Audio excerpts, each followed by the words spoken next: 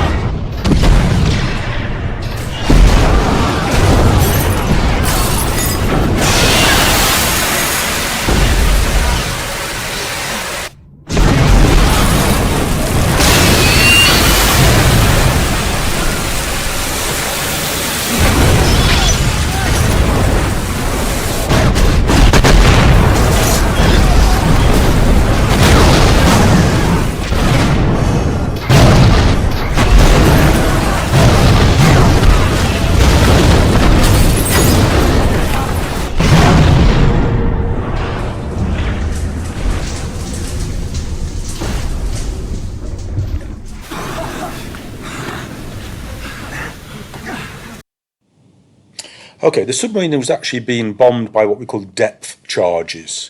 And those bombs are set that as they sink in the water, the pressure in the water increases.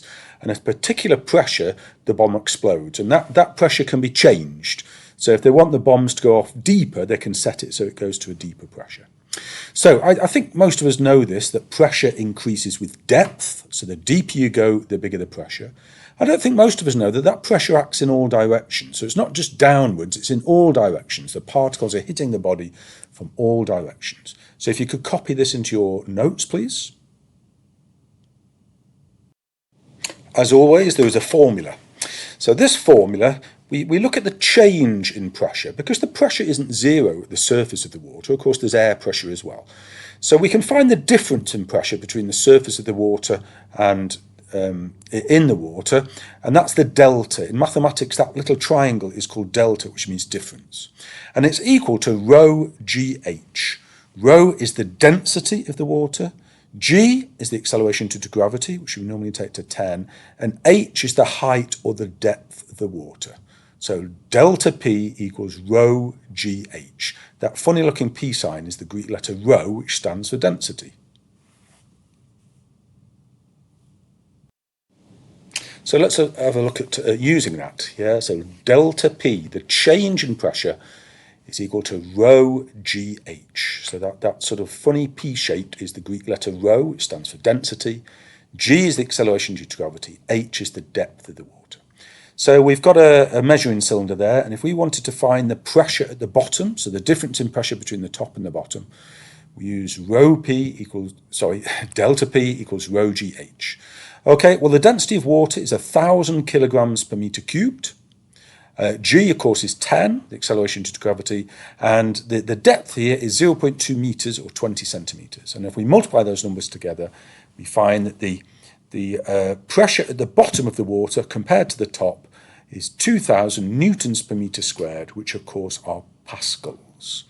Okay, so that's the difference in pressure between the top and the bottom of the liquid. Delta P equals rho GH.